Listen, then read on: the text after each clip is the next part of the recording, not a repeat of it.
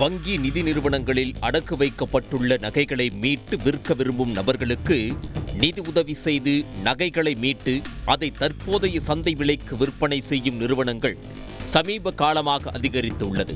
அப்படிப்பட்ட நிறுவனங்களை குறிவைத்து தொடர் மோசடியில் ஈடுபட்டு வந்த இளைஞரை சேலம் போலீசார் கைது செய்துள்ளனர். நாமக்கல், ஈரோடு மாவட்டங்களில் கைவரிசை காட்டியவர் சென்னை நகைக்கடை உரிமையாளரை சேலம் வரவைத்து ஏமாற்றிய போது சிக்கியது எப்படி? சென்னையைச் சேர்ந்த நகைக்கடை ஒன்று சார்பில் பழைய நகைகளை விலைக்கு வாங்கிக் கொள்வதாக சமூக வலைதளங்களில் விளம்பரம் செய்யப்பட்டிருந்தது.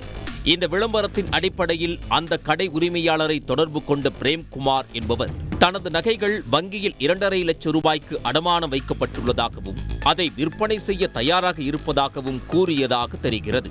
இதனை நம்பிய நகைக்கடைக்காரர்கள் நகைகளை பெறுவதற்காக அந்த நபர் குறிப்பிட்டபடி சேலம் சூரமங்கலம் பகுதிக்கு சென்று பிரேம்குமாரை சந்தித்துள்ளனர்.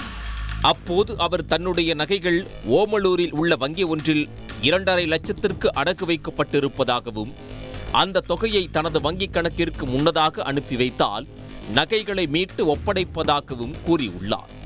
இதனை நம்பிய நகைக்கடைக்காரர்கள் பிரேம்குமாரின் வங்கிக் கணக்கிற்கு 2.5 லட்சம் ரூபாயை செலுத்தியுள்ளனர். பின்னர் நகைக்கடையைச் சேர்ந்த இளைஞர்கள் இருவரும் பிரேம்குமாருடன் தனித்தனியே வாகனங்களில் ஓமலூர் நோக்கி சென்று கொண்டிருந்த போது திடீரென பிரேம்குமார் அங்கிருந்து மாயமாகிவிட்டார். இதனால் அதிர்ச்சி அடைந்த நகைக்கடை இளைஞர்கள் பிரேம்குமாரை செல்போனில் தொடர்பு கொண்டனர். அப்போது செல்போன் அணைத்து வைக்கப்பட்டிருந்தது. இதனையடுத்து நகைக்கடை உரிமையாளர் சேலம் சூரமங்கலம் காவல் நிலையத்தில் புகார் அளித்தார்.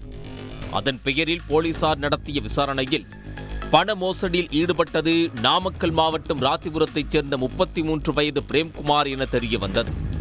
பின்னர் சேலம் சூரமங்கலம் குற்றப்பிரிவு போலீசார் தீவிரமாக தேடி வந்த நிலையில் நேற்று பிரேம்குமாரை கைது செய்தனர்.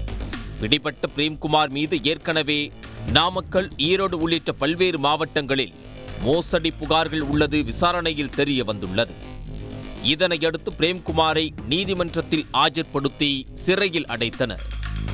உடனுக்குடன் செய்திகளை தெரிந்து கொள்ள சன் நியூஸ் பெல் ஐகானை கிளிக் பண்ணுங்க.